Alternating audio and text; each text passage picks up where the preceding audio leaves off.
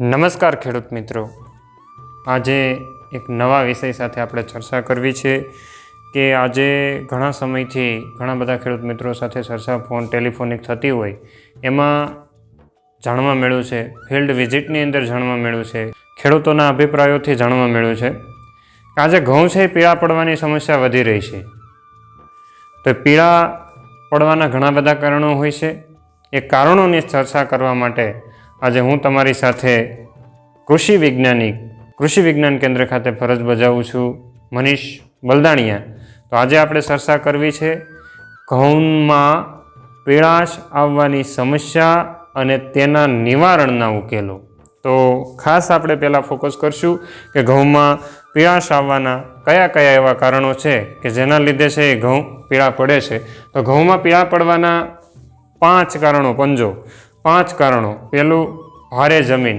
મિત્રો, જો આપણી જમીન કાળી હશે અથવા તો મધ્યમ કાળા પ્રકારથી છે કાળાશથી વાળી હશે અથવા માટીવાળી ખૂબ પુષ્કળ માટીવાળી જમીન હશે તો જમીનની અંદર પીળા પડવાની સમસ્યા વધારે રહેશે. એની પાછળનું કારણ કે જ્યારે આપણે પાણી આપીએ બરાબર, ત્યારે પાણી આ આપણી જમીન છે, પાણી છે એ માટીવાળીના લીધે આ પાણી આપણે જે આપ્યું છે એ પાણી અહીંયા ભરેલું રહે છે. એટલે આપણો જે આ છોડ છે ઘઉંનો, માની લો કે આ છોડ છે, તો આ છોડની આ મૂળ મુકુટ જે ફૂટ્યા છે અને અત્યારે નવા છોડ જ પીળા પડે છે. એટલે આ જગ્યા ઉપર ભેજ પુષ્કળ માત્રાની અંદર રહે છે. પાણી ભરાયેલું રહેવાના કારણે જ્યાં પાણી હોય ત્યાં હવા ન હોય અને હવા હોય ત્યાં પાણી નથી રહેતું, એટલે હવા મળતી નથી, એટલે શ્વાસ લઈ શકતા નથી. ઓક્સિજનની ખામીના કારણે પાંદડા છે એ પીળા થવાની શક્યતા રહે છે, પાણી ભરાઈ રહેવાના કારણે. એટલે ભારી જમીનની અંદર આ પણ એક મોટી સમસ્યા છે જેના લીધે થઈ અને પીળાશ આવી શકે. પણ આ પીળાશ ટૂંકા ગાળાની હોય છે, એમાં કોઈ સમસ્યા બીજું આનું કોઈ ખાસ સમાધાન નથી. પરંતુ જો જમીનની અંદર ખેડતી વખતે, ખાસ આપણે ખેડ બહુ આ વર્ષે ચાલી, જો ખેડ તમે હળ દ્વારા કરેલી હોય તો છે પર્કોલેશન, એટલે પાણી નીચે ઉતરી જતું હોય છે, એટલે અહીંયા ભરાઈ રહેતું નથી. જેણે રોટાવેટર મારી અને ખેતી કરી છે અથવા તો આ નીચેનું લેયર જેને તોડ્યું નથી એને ખેતી કરી છે અને પાણી ભરાવાની સમસ્યા અને પીળાશની સમસ્યા રહેવાની છે, એમાં કોઈ શંકાને સ્થાન નથી. એમાં કોઈ દવાઓ છાંટવાની જરૂરિયાત નથી. એટલે આ રીતના છે એ પીળાશ રહેતી હોય છે. એટલે ભારે જમીનની અંદર પાણી ભરાવાના કારણે પીળા થાય તો એનાથી આપણે કોઈ મૂંઝાવાની ખાસ જરૂરિયાત નથી. પણ ઓછું પાણી પાવું, જરૂરિયાત મુજબનું પાણી પાવું. નહીંતર ઘણા એવા ખેડૂત મિત્રો છે કે અત્યારે પાણી હાજર છે ને પછી પાણી કદાચ નહીં હોય તો અત્યારે ઉપરા છાપરી છે આપણે દાબે રાખીએ. એટલે આવી બધી સમસ્યા થતી હોય છે. ખાસ કરીને બીજું છે મુદ્દો છે એ વાતાવરણની અસર. અત્યારે તમે જાણી રહ્યા છો સૌ કે વાતાવરણ છે, અત્યારે શિયાળો કાતિલ ઠંડી પડવાની શરૂઆત થઈ ગઈ છે. ઠંડી પડશે એટલે શું થશે? પ્લાન્ટ આપણે પણ આ ઠંડીની અંદર અમુક વાર જઈ શકતા નથી, નીકળી શકતા નથી, એવું ઠંડીની લહેર આવી જતી હોય. આવી સ્થિતિની અંદર આપ જાણો છો, ઉપર આભ છે, નીચે ધરતી, વચ્ચે આપણા છોડ નાના છે. હવે એ આ ઠંડી સહન કરી શકે નહીં. એટલે જો 7 ડિગ્રી કરતાં પણ તાપમાન ઓછું થાય તો આ સમસ્યા થાય. જે લોકોને પાંદડાની અણી બળે છે, આપણું જે આ ઘઉંનું પાંદડું છે, આને માની લો કે આ ઘઉંનું પાંદડું છે અને આ પાંદડાની અણી બળી ગઈ હોય અને અહીંથી પાંદડું થોડું પીળું થયું હોય, આવી રીતના આ પીળાશ જે છે એ ઘણીવાર 7 ડિગ્રી તાપમાન કરતાં નીચે તાપમાન જાય ત્યારે છોડ છે એ પોતે ખોરાક લઈ શકતો નથી. આવી સ્થિતિની અંદર એક પીળાશ આવી શકે છે. બીજી પીળાશ ત્યારે આવે કે તાપમાનની અંદર દિવસનું અને રાતના તાપમાનમાં મોટો ફેરફાર હોય. દિવસ અને રાતના તાપમાનમાં મોટો ફેરફાર થાય એટલે 16 ડિગ્રી કરતાં વધારે, 16 ડિગ્રી સેલ્સિયસ કરતાં વધારે તાપમાનમાં ફેરફાર થાય ત્યારે આ સમસ્યા ઊભી થાય છે એટલે ખાસ તમારે એક મુદ્દો ધ્યાને રાખવાનો છે. ડાયોનલ વેરિએશન આને કહેવાય. ડાયોનલ વેરિએશનમાં જ્યારે વધારો થાય ત્યારે પણ એક આ સમસ્યા થતી હોય છે. એટલે ખાસ વાતાવરણની અસરના લીધે પણ થઈ શકે. એટલે ક્યારેક ઠંડીની માત્રા વધી જાય અને આવી પીડાશ દેખાય તો આપણે એની પાછળ ભડકી અને ભાગવાનું નથી, દવાઓનો છંટકાવ કરવા માંડવાનો નથી. કારણ કે વાતાવરણ આવું કેટલા દિવસ સુધી રહેશે? જો સતત વાતાવરણ રહે તો આપણે એની ટ્રીટમેન્ટ એવી કરવાની છે કે એને પોષક તત્વો આપણે ઉપરથી આપી શકાય તો આપવાના છે. પાણીની માત્રા છે એ બેલેન્સ જાળવવાનું છે તો આપણે આ વાતાવરણની અસરને છે એ ઘટાડી શકશું. એ સિવાય 2 મુદ્દા પૂરા થયા પછી ત્રીજો આપણે હાથે ઊભો કરેલો મુદ્દો છે નિંદામણ નાશક દવાઓનો છંટકાવ. મિત્રો, નિંદામણ નાશક દવાઓ આપણે જ્યારે અતિરેક કરતા હોય, ઘણા ખેડૂત મિત્રો એવા છે કે 2 વખત નિંદામણ નાશક દવાઓનો છંટકાવ કરે છે. કારણ કે લાંબા પાનનું ખાસ કરીને કૂતી ઘાસ મરતું નથી, એના લીધે થઈને 2 વખત છંટકાવ કરે છે, જેથી કરી અને ઘઉંને 2 વખત દવાઓ સહન કરવી પડે છે. ખાસ તમને એક વાત કહેવાની છે કે આપણી કેપેસિટી કેટલી છે. મારી કેપેસિટી છે કે હું 30 કિલા વજન ઉપાડીને આમ ચાલી શકું, પણ મારી ઉપર 2 વખત 30 કિલા એટલે 60 કિલા વજન મૂકી દેવામાં આવે તો હું અહીંથી અહીં પણ ન જઈ શકું. આવી સ્થિતિની અંદર આપણા છોડ હજી કુમળા છે અને આપણે 2 વખત નિંદામણ નાશક દવાઓનો છંટકાવ કરીએ છીએ ત્યારે પાન છે એ પીળા પડી જશે. ઘઉંનો છોડવાની તાકાત, આપણે એને કહેવાય ને અણશક્તિ આવી જાય, કમજોરી આવી જાય. આવી સ્થિતિની અંદર આપણે ઘઉંને બચાવવાના છે. એટલે 2 વખત નિંદામણ નાશક દવાનો છંટકાવ કરવાનો નથી. ઘણી વખત ડોઝ તમને આ ક્લોડિનોફોપ આવે છે એનું ફિક્સ માપથી પાઉચ બનાવેલું આવે છે. મેં ખેડૂતને એવા પણ જોયા છે કૂતી ન મરવાના કારણે ખેડૂત છે એ 2 પાઉચ એક પંપની અંદર નાખે છે. હવે ભાઈ, એ લાંબા પાનને મારવાની દવા છે અને આપણા ઘઉં પણ લાંબા પાનના છે. એટલે તમે 2 પાઉચ નાખશો. ઘઉંની કેપેસિટી હતી કે 1 પાઉચ સહન કરવાની, આપણે 2 નાખી દીધા એટલે પછી એની શરીરની જે તાકાત છે, છોડની જે તાકાત છે એ તાકાત ઘટી જશે. એટલે ખાસ યાદ રાખવાનું છે કે નિંદામણ નાશક દવાઓનો યોગ્ય સમયે જ ડોઝ મારવો જોઈએ, યોગ્ય માત્રામાં જ ડોઝ મારવો જોઈએ. પછીનું કારણ મને એક એવું જાણવા મળ્યું છે કે આપણે ડોઝ વધી જાય, પંપ ઉતરતા નથી.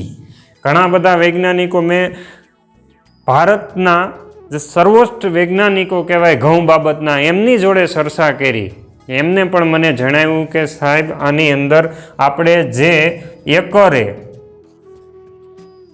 150 થી 180 લીટર જેટલું પાણી ઉતરવું જોઈએ, એની જગ્યાએ આપણો ખેડૂત માત્ર ને માત્ર 60 લીટર પાણી, 60 થી લઈ અને વધીને આપણો ખેડૂત 100 લીટર પાણીમાં પૂરું કરી દે છે. એટલે નંબર ઓફ પંપની સંખ્યા વધવી જોઈએ, દવાનું પ્રમાણ ઘટાડો, પંપ વધારો, તો પણ અહીંયા ફાયદો થઈ શકે તેમ છે અને આ ઘઉંને પીળાશ પડતા મટાડી શકીએ. ત્રીજો મુદ્દો આપણે પૂરો કર્યો. પછી ચોથા મુદ્દા ઉપર જઈએ. આની પછીનો મુદ્દો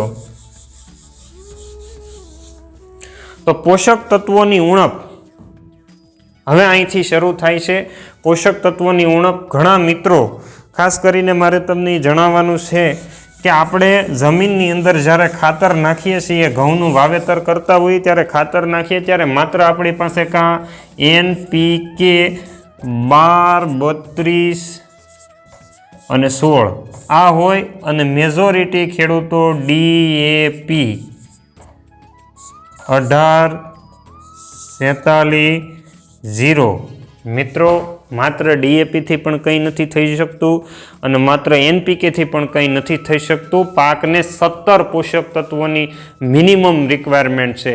હવે આમાં NPK 3 પૂરા પાડે અને DAP 2 પૂરા પાડે. 17માંથી 2 જાય તો 15 કોણ પૂરા પાડે? એટલે પીળા પડવાના છે. 17માંથી 3 જાય તો 14 કોણ પૂરા પાડશે? પીળા પડવાના જ છે. તો આની જગ્યાએ આપણે છે એની અંદર પૂરતા પોષક તત્વોવાળું ખાતર આપવાનું છે. આ જ્યારે વાવેતર કરીએ ત્યારે NPK નાખીએ તો NPK, DAP નાખીએ તો સાથે પોટાશનું એપ્લિકેશન આપવી જોઈએ. અને પ્લસ ઝીંક સલ્ફેટ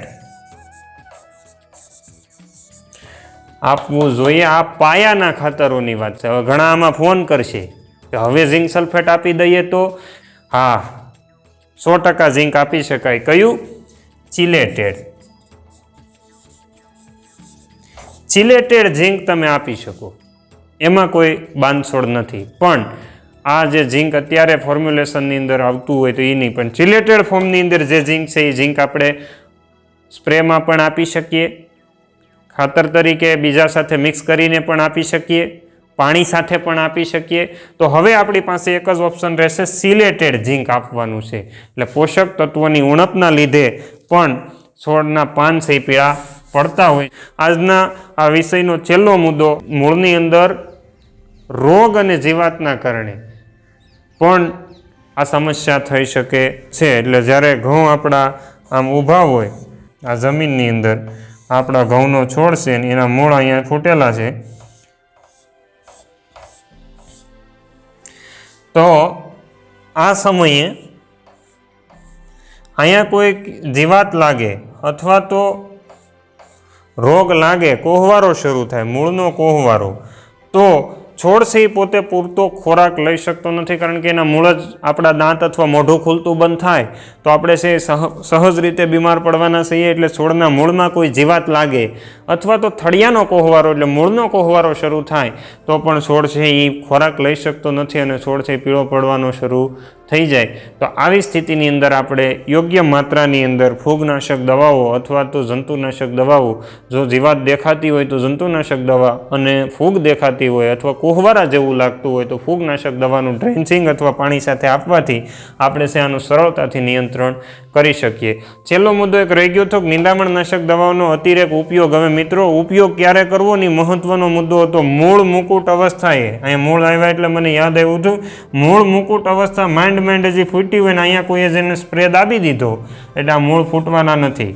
હવે છોડ વધવા લાગે ને મૂળ ફૂટવાના નથી, એટલે એને ખોરાક વધારે જોઈએ છે, એટલે છોડ છે ઓબ્વિયસલી પીળો પડી જવાનો. મૂળ મુકુટ અવસ્થાએ જેણે દવાનો સ્પ્રે માર્યો છે, આવી સ્થિતિની અંદર આ મૂળ છે એ જો ખરાબ થઈ ગયા હશે તો હવે આ છોડ છે એ પીળો રહેશે અથવા તો છોડ નબળો અને વૃદ્ધિ વિકાસ ઓછી થશે. એટલે ખાસ યાદ રાખજો, જેને નથી છાંટી તો હજી પણ 20 દિવસ ટેપા પછી મૂળ મુકુટ અવસ્થા જ્યારે 20 થી 24 દિવસના સમયગાળામાં હોય, કાં તો દવા તમે એની પહેલાં છાંટી ગયો ને કાં દવા તમે એની પછી છાંટો, 20 થી 24 દિવસના સમયગાળે ન છાંટો. આ ખાસ અગત્યનો મુદ્દો છે, ધ્યાને રાખજો. એટલા મુદ્દા કહીને આજે લાંબી ચર્ચા નથી કરવી. છતાં કોઈને સમસ્યા હોય તો આની અંદર આપેલો જે સંપર્ક નંબર છે એની ઉપર સંપર્ક કરી શકો છો. જે કોઈ મિત્રોને વધારે માહિતીની જરૂરિયાત હોય તો અવશ્ય અમારો સંપર્ક કરજો. ખાસ મારી એક વિનંતી છે કે આ વિડીયોને બને ત્યાં સુધી શેર કરજો, જેથી કરી અને આપણા જે ખેડૂતો છે એને આ વસ્તુ માહિતીનો લાભ મળી શકે. અને મિત્રો, મારી આ યુટ્યુબ ચેનલને તમે જો સબસ્ક્રાઈબ નથી કરી તો સબસ્ક્રાઈબ કરી નાખજો, જેથી કરીને ભવિષ્યની અંદર આવી સારી માહિતી તમારા સુધી પહોંચી શકે અને તમે માહિતીથી વંચિત ન રહો અને તમારી ખેતીની અંદર તમે સુધારો કરી શકો. હું આટલું કહીને વિરમું છું. આપ સર્વે ખેડૂત મિત્રોનો ખૂબ ખૂબ આભાર કે આજે તમે મને નિહાળી રહ્યા છો. આભાર. ભારત માતા કી જય.